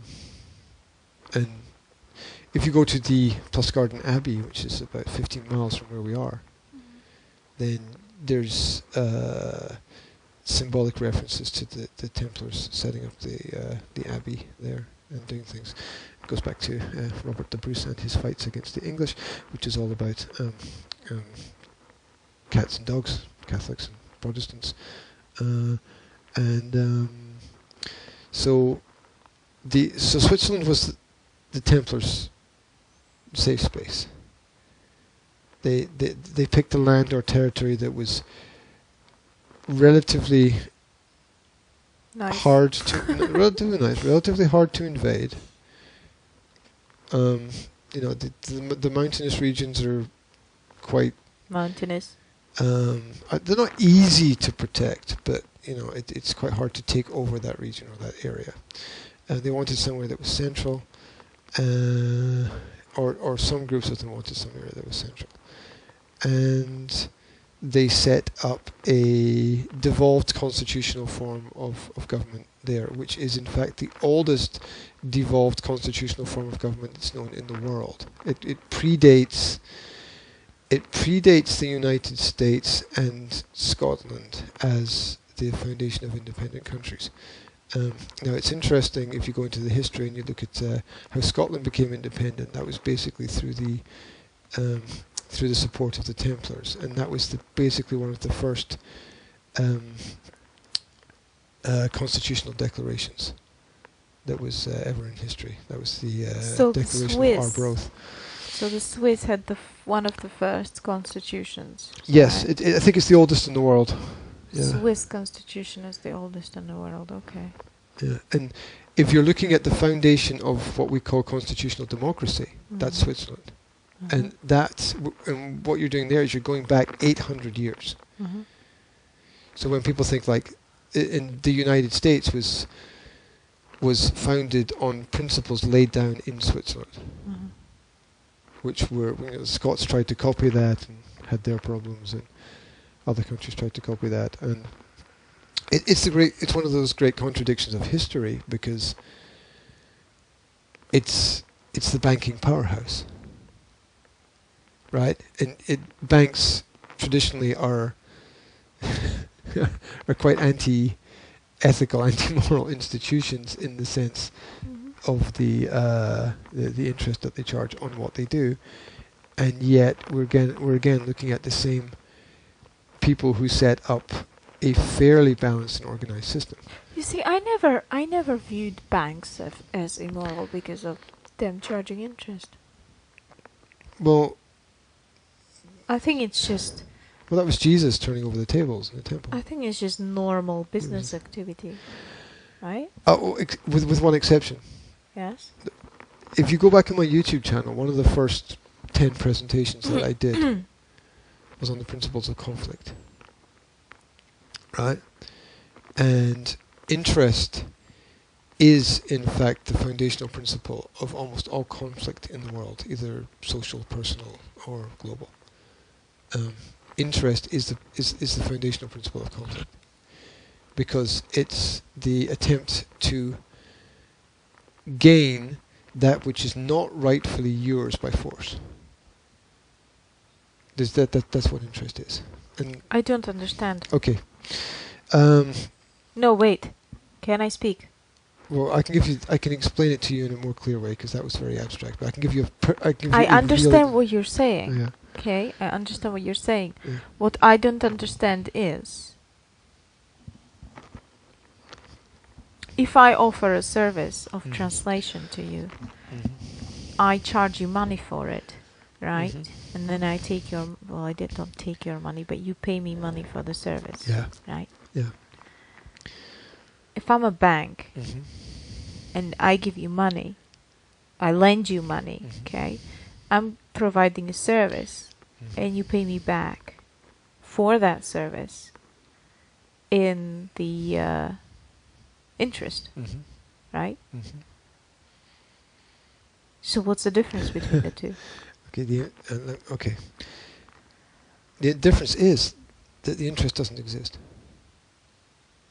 And I know that's kind of a weird concept to get your head around, but the interest doesn't exist. Okay, let's call the bank. Are we talking about the coverage by gold?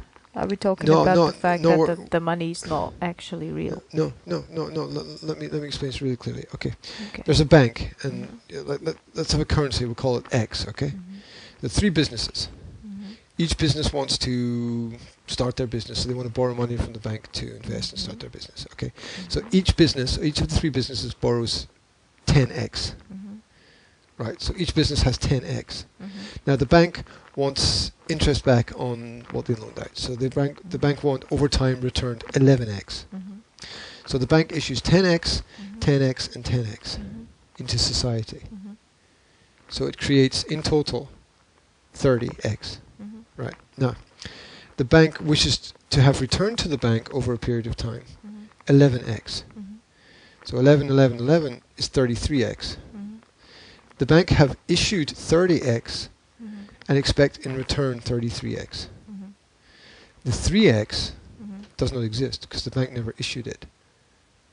Therefore, the only resulting situation in that is conflict, because people are searching for something which does not exist. The 3x does not exist, because and that's how each bank functions. Now, what happens on a local level is that the businesses trade between each other, and some like, so let's say there's 30x is issued, right?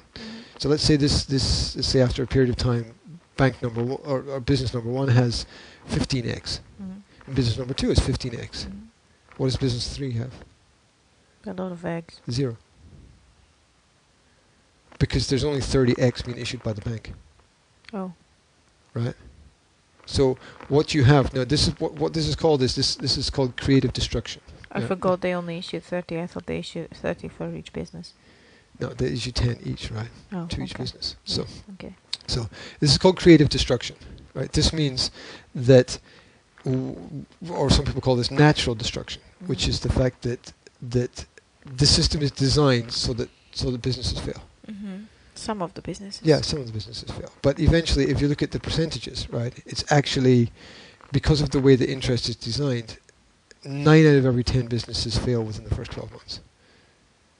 And, this is like 95 in the first, it's only 10% survive 1 year, and it gets, the percentages get crazier over a longer period of time.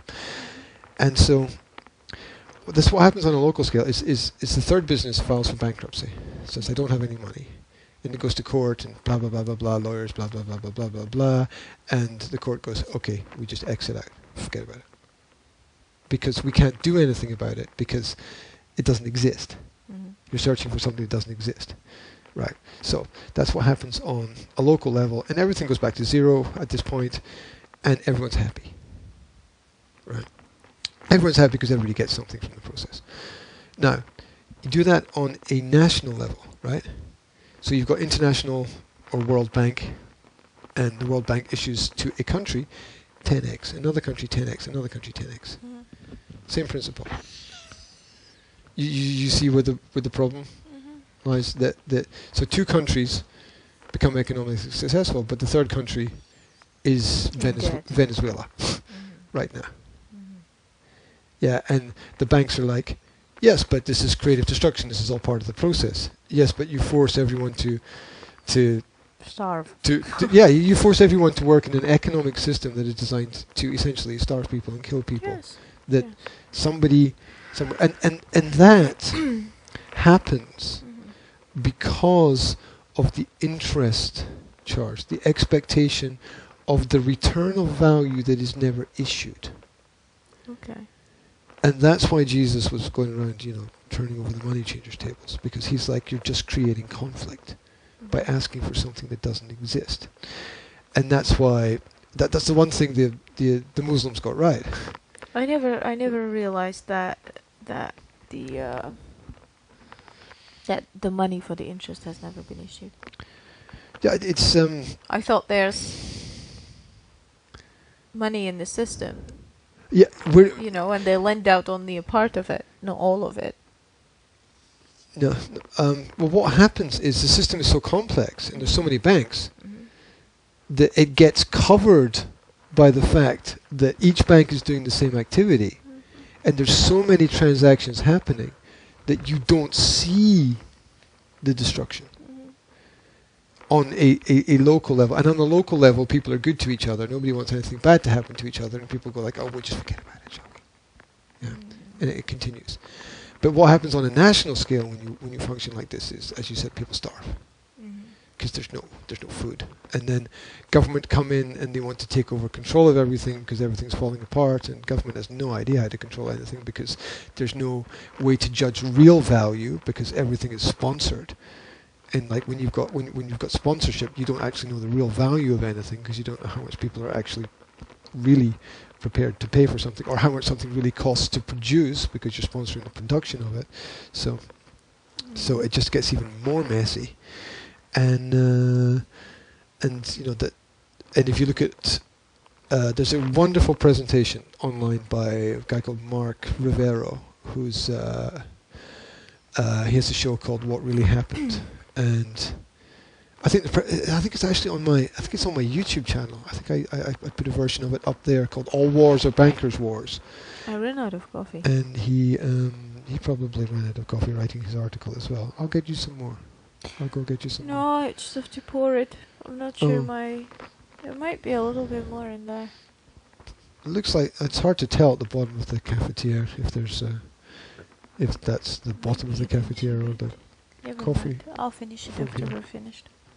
So, what he does is he goes through the history of banks lending to countries, and looks at what happens when the countries lose out economically, and the downward spiral that occurs, and here's the bottom line of what happens. So you got those say 3 countries, and the first 2 countries are successful, the third country is unsuccessful, and they're like, oh my god, what are we going to do? So it's build up the army. Where's the wealth? Oh, it's over here. Invade the countries that have the wealth and try to take it physically from them. And that's how they try to mask up the problems that have happened. And if you look at the United States at this moment in time, what is it doing? It's like, where's the wealth? Where are the resources? Build up the military, go over there, screw things up, and and it's not just the United States. There's a whole organization within NATO that's not actually following the good rules of social behavior. Not that they don't. Not that all the. It's not that everything that they do is bad. It's that people don't get the way the basic principles of market function. That's why I don't. That's what I don't get. How so many good people end up in U.S. military. Oh, you mean Christians? That's what you're talking about. Like why do so many Christians go join the army? I mean, that's like predominantly one of the highest numbers of people within the basically, army. yes. It's ridiculous because they're not protecting U.S. They're destabilizing. Their main job is to destabilize and take over. At the moment, yes. I mean there's a number of epic reasons for that. One of the most surprising of which I think is that it's a way of getting rid of the good people. As crazy as it is, it's a way. So you take the people that are interested in promoting peace and keeping stability, and you send them off to a far country and put them in a ridiculous situation where their life is threatened and they're going to end up with PTSD. I don't understand how die. they sell it. I don't understand how they sell the idea because onward Christian soldiers marching off to war. How do they sell the idea? Because Jesus. everybody has to. It is. Look, if I can see that the U.S. Army is not good news, right? If I can see it, and I'm completely ignorant in social happening, in history, and stuff like that, right? I don't know 5% of what I should know, right? If I can tell, if I can tell that U.S. Army is bad news, right? These people are good and they're intelligent. They're mostly intelligent people, right? How can they sell this to them? How can they sell it to them that it's good news to go to Afghanistan and do things there when it's obvious? I'll give you two ways that they sell it. Okay. No, I agree with you. First of all, it requires cognitive dissonance for a start. Okay. It requires a mistake in logical thinking. Distancing yourself from reality. But there's two ways. Number one is you make it cool. So all the films and all the media is all positive about people doing great things, and every third or fourth film is about a agent or a soldier or somebody who so does you're great things. You're creating a perception, a positive role model, basically. Oh, yeah. You're just selling the idea. It's marketing. You're selling the idea of being the hero, good guy. Yep. He'll save the day. Yep, absolutely. That's what you're doing. That's every third or fourth blockbuster is contains a character of that nature. Yeah, we're just watching a whole series of episodes of Flash, so you don't have to Okay. explain that. Okay, the second thing is the 10-year principle, which is after 10 years of service you can retire with a full pension. So That is good. So you only have to work for 10 years.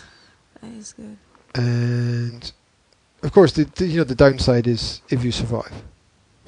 Obviously. Right. The downside is if you don't get blown into tiny little pieces. Yeah. Or you don't lose your limbs or even your mind. And of course, there are very few people who can go into a war zone and return to normal society and live normally. After you've seen, people get blown to pieces. It's really difficult to live a peaceful life. So those are the two things. Number one is the pre-programming, the propaganda in advance, the universal soldier, the ultimate warrior, the GI Joe, the GI Jane, whatever, and the action hero, and the other side is that, hey, do this for 10 years and we will cover you financially for the next 30 or 40, and people see that as a relatively good investment to make. I understand that. I can understand that. Yeah, and even then, the benefits after 10 years are so huge that if you stay in, for another year or two, it's just it's just epic. I can understand that. Okay, I can. I mean, it's like, okay, I'm gonna give up these 10 years of my life, but then my family will be sorted. Well, yeah, you're bringing in $10,000 a month, and you don't have to work. You can have that done before you even start a family. I mean, you can start at 18, right? You can freaking start at 18. You'll be retired by 28, and then you can start a family. Yeah, that's that. Yeah, and get a job or set up a business, and you've got 2 incomes basically, and you're all sorted, right? Because you've got a state pension from the military, and you've got your day job. Well, here's the other little things that people don't think about. If you get married and you die, your partner gets like $1 million. Do right? they? Yeah. So there's that. Who's not gonna, like, in the partner's position, right? You'd be like, oh, I don't want my husband to go off to war. It's so terrible. And in the back of your mind, well, if he dies, I get $1 million, so I'm safe anyway. So my resources are covered. When are you signing up? Too old for that. They don't take old people. I do jog past the firing range occasionally. Bump into that does not pay me $1 million though. No, it doesn't. It just gives you calf cramps. You can't hear the bullets whizzing through the air, so anyway. It does. That's true. That's very true. Okay. So right. I'm really tired. Now, can I go back to sleep? Well, I guess you can. I guess there's nothing stopping you going back to sleep. This is like my one day when I get to sleep in the morning. Well, the one day that I wake you up. Yeah. And stick a microphone in your face. Yeah. And I'm like, get up and talk. Pour a coffee down my throat. Yeah. You know what's odd, and it's not odd, that all of those things related to parenting that I wanted to talk about this week, like football and the car. Is that little my list? A list that you have. Do you know what we've done on the list? Nothing. The list of things that I didn't get to discuss this week. Yes. You can do that every day. The list of the emails that don't get answered. Football. It says football. Strictly Come Dancing. Yeah, I'm going to talk about that because that's just really messed up, right? Can break down. Car. Oh, car break. The car broke down this week. Yes, it did. And so it did. And yes, I did. Yes, I did. Or yes, I did. Birthday Bobki. Babka's birthday, yes. Spoon. I thought it was Bobki. Because Babka had a birthday this week. This is not an A. That's an O. Look, I wrote it in the dark this morning. Okay, I got up early and it was dark and I was writing it in the dark, so I couldn't see anything. So I just hoped that it was all in one line. Barn. It says birthday. Birthday, well, damn, card barn. Yeah, it was a bit. Damn, I wanted to card talk about barn. Will's birthday because there was another birthday this week. Yeah. And we didn't talk about that. You also wanted to talk about. Yada yada yada. Blam. Protol. Yeah. Okay. Let's. You're now just casting weird spells. Okay. I'm trying to read your writing. Is that no blam protol? Yes, that is. That's what we're going to have for breakfast. Or it's a special Scottish. It's a special Scottish food. Blam brothel. Yeah, I like that. It's Sounds a nice, like it. It's a chicken soup kind of thing, right? with a bit more meat in it and a few potatoes. Bacon and sausages. More bacon, anybody? And pheasant kidneys or something. Pheasant kidneys. You know, anyway, pheasants everywhere, and not a Drop to drink. drop to drink. There we go. Whatever. And yes, of course, planning and organisation. Didn't talk about that either. And the spooky man in the caravan. What? The spooky man in the caravan. That's something from Scooby-Doo. Almost. It's something that happened yesterday that I didn't tell you about. I didn't tell you about the spooky man in the caravan. That should be a name of a book or something. It should be like it's the It title of a Led rhymes. Zeppelin song. It rhymes as well. Well, we were down at the beach, right? Mhm. We'll finish with this story. We were down at the beach, and so we did all the playing on the rocks and the waves. And Sinking house. sorry, The sinking house. we were playing on the sinking. You know what's crazy? I'll The tell you house something is that's sinking. really crazy. Yeah. I'm scared to go in the house. Inside the house. Yeah, What's I'm petrified. What's that crazy? What? Why is that crazy? Because the house has been there for 100 years, and it has barely moved Mhm. in 100 years. But you just But told me it's- that it's sinking. It is sinking. It has moved a bit in the last 2 weeks.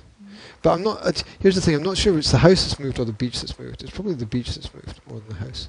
Could have been, yeah. Yeah. The rocks can pile up and stuff. Yeah.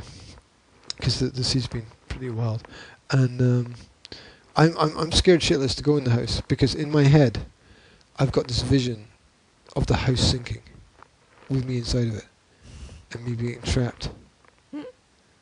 And it's crazy because that would be like that. The logic would be the same as like me being scared to be in this house because this house might Sink. sink. Yes. It's stupid because the house has been there. Well, look, you've got this tiny little concrete box, Mhm. which is, I would say, 3/4 filled with rocks, right? More than that. More than 3/4 filled with rocks. The stones It's got from about the beach. 1/2 meter of space between the rocks and the ceiling, right? It's got, And it's it's got those. right next to the sea. The seas, the waves are actually crashing into it when the tide is high. Yeah, absolutely. So I don't see anything weird about being scared of climbing through a very narrow space into 1/2 meter between rocks and the ceiling with waves crashing into that building. I think that's a very rational fear. if you know Well, what I mean. yeah, but my fear is that I'm going to crawl inside and the house is going to sink while I'm inside. Well, okay, that and I'm is inside not for gonna like- happen. I'm but inside for like 30 seconds and the house has been there like for 60 years. yeah, right? I understand that's not going to happen, but It's at the not a same house, it's just a time, building. yeah, at the same time, I would not want to get into the house either. Okay. Yeah, and so the kids love to crawl inside it Yeah, because it's and I'm freaking out. yeah, and I'm like, oh my god, what if the house? And I'm imagining in my head the house sinking and the kids being trapped and how I'm going to get them out. Mhm. And But you just it's don't which let is them not do it. rational. It's absolutely not rational Mhm. because it's not going to happen. Mhm. Or if it does happen, it'll happen extremely slowly over the space of like 5 years, and Mhm. and that's it. So although it does make an interesting thing to play on at the beach. Mhm. Anyway, so we were there, and I won't tell you all of what the kids were doing because it just freaked me out. Playing on the edge of the sea, Mhm. and then we went to the little play park area, not the exercise area, but the play park Yes, I area. know which one. And Zora was riding her bike around Mhm. that area, and there was a little camper van, a la Scooby-Doo, in fact, with less colour. Mhm. And in the camper van was a little dog, like one of those little Scotty dogs, Mhm. jumping around the front of the camper van, and desperately wanting to be let out and barking at Zora every time she cycled past it on her bike. Mhm. And I was like, well, no, wonder who this camper van belongs to, because it was one of those that it looked like somebody might live in it or whatever Mhm. and travel around. And all I could see was the dog, and I was like, oh, okay, well maybe someone's just parked here and went for a walk along the beach and just left their dog in the camper van, which I thought that's kind of weird to leave your dog there. You take your dog with you if you want to go for a walk. And I didn't think anything of it until we were leaving. And as we were driving out of the car park, I looked at the camper van and I saw that sitting inside the middle of the camper van was this old guy wearing old clothes and an old hat and looking like some kind of scary man in the woods or something like that. And I was just like, whoa, that is freaky. Because we were there playing for like half an hour, yeah. And there was no movement inside the van at all. Didn't see anything, didn't see anyone. And it was a little van. And then as we were leaving, it was like the guy was sitting there in the back. And I was like, whoa. Watching you. Yeah, that was what went through my head, was that he must have been watching everything that we were doing. And I had no idea that he was there. And you know what I'm like, I'm kind of sensitive to, people being around about and in the environment, and I'm usually aware of these things. And I was absolutely not aware that anyone was there at all. And that was the scary man in the caravan. He was probably napping. You probably woke him up because you got his dog yapping while he was napping. Well, you shouldn't lock a doggy in a little van anyway. Well, what was he supposed to do? I don't know, maybe he shouldn't have a dog in the first place. I don't know. If he lives in that van, right? If it is his van. But you know how like in Scooby-Doo they have these like people who live in shacks somewhere, and it looked exactly like one of those characters. And I was like, oh, that's way too scary. I was happy he didn't get out of the van when we were there, because he'd shit a brick. I would have a whole block, actually. A whole block of bricks. You could have built a house. He shit so many bricks he was able to build his own house. Oh yeah. Much madness. So that's my little story. And on that bombshell, it's time to go back to sleep. Thank you very much for tuning in. You can now tune out. One other final note. Just. I said to Will that's how he could finish his presentation. What? That he was doing. And on that bombshell. Good night. Do you know how many programs now? Do you know how many programs I've heard recently that say, and across the line? Yeah. Yes, it's like like Clarkson has created an entire culture based on that one phrase. Across the line. And across the line. It's crazy. I mean, who would have thought? Who would have thought that? The unpredictable nature of humanity. This has not been in any way about parenting today, and I think that it doesn't need to be about parenting, so that's okay. I think it just needs to be about what it's about. And part of it is village life, from my perspective, that it's good to talk about village life. Or Second World War or something like that. Yeah, because there's a lot of similarities. Not. Between those kinds of Tell you things. what, the Oot in a Boot page is great to check out the village life. Did you add me to it? Did I just not? I think I did. Did I just? I remember adding you to it, but you have ignored it. I haven't seen ever anything posted from that page, so but I don't want to get involved in people's pettiness. Oh, then don't. Of the local page, but I don't want to know about people's pettiness. Because it's like, for God's sake, people just... I don't care that people are putting the wrong stuff in the wrong bins. And pooping on each other's lawns and stuff. Yeah, That's life. It's What's the price you pay for knowing about the coffee and pancake mornings? Are there coffee and pancake mornings? Or did you just make that Oh, up? you've missed one yesterday. What? You've missed one yesterday. Oh, we missed the market and the coffee and pancakes. Yeah. The market just being a table. Yeah. One table. The one table market. One table market Yeah. with 3 products. Oh God, I have to book the car boot sale table. You have to book a table for the car boot sale. Yeah, because it's not a car boot sale. It's a table sale. They call it a boot sale, but it's a table sale. Because people don't understand table sales, so they have to say boot sale. Yeah. Boot. It's actually called. You could call it the oot and a boot sale. Yeah. No, you're not impressed. Fucking not impressed. I could see in your eyes that you thought it was really clever. Oh, I did. This flash of inspiration, I thought it was fantastic. You're like, check this out! I just came up with this genius idea. Yeah. Eureka! Exactly. Equals MC hammer. Yeah, yeah. I could see that spark of genius in your eyes. Yeah. No, the oot in a boot sale. No. It'd have to be an oot and a table sale. No. Bring your own table. BYOT. Biot.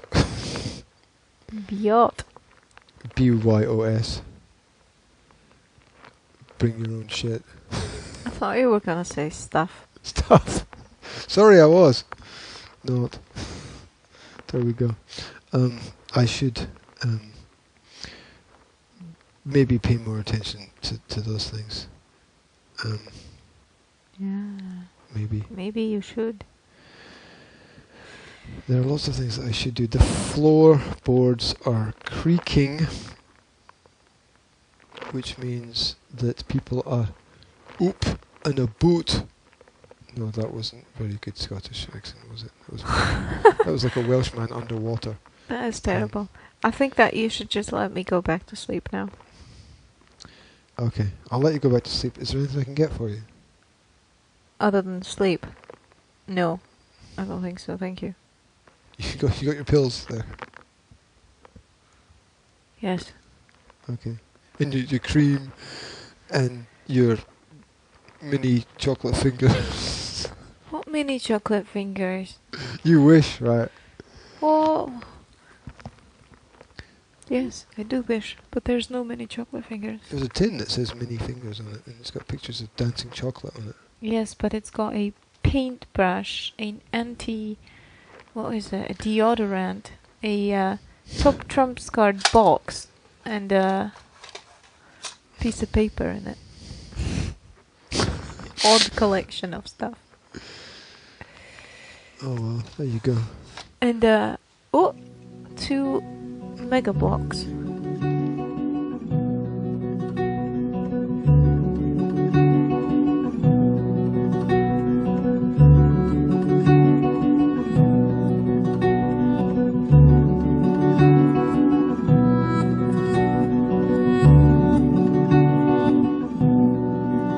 Mega blocks. 2 mega blocks. Excellent. I think it's That's ice cream. Mega blocks are not what they appear to be. They're ice cream. They are actually ice cream. And that looks like vanilla and chocolate. Yeah. But chocolate is not usually black, so it could be licorice. It could be dark. Lemon. It could Lemon. be really dark chocolate. It could be lemon and licorice. It could be mango. It's kind of mango color. Look, I would not eat a mango that was yellow and black. It could be mango and active coal. Oh, that would be good for your stomach. That would set you on fire. There you go. That would set you up for a grand day. There we go.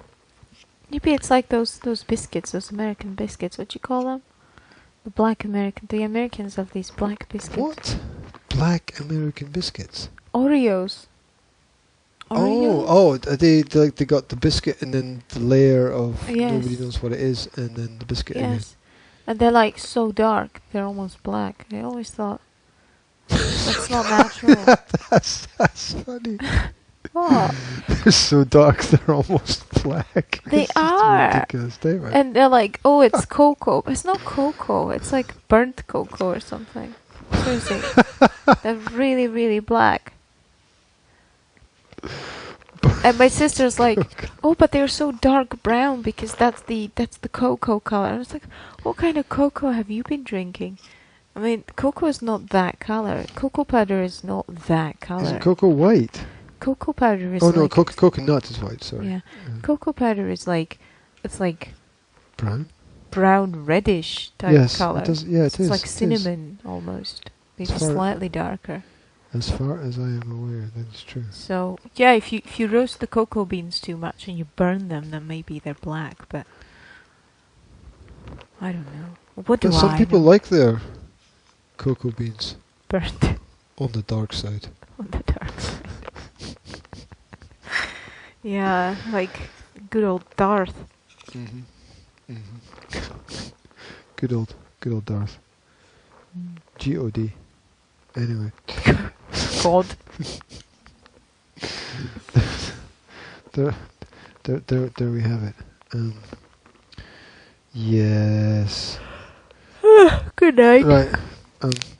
Say bye to the people. Bye, people. Bye, people. There'll be more irrelevance sooner than expected, I imagine. There we go. Good night. Good luck. And you're stealing the cables. You're pulling everything away. You're pulling all the cables out. Take them I can't take them. me. Take them away. That's it. Done. Go back to sleep.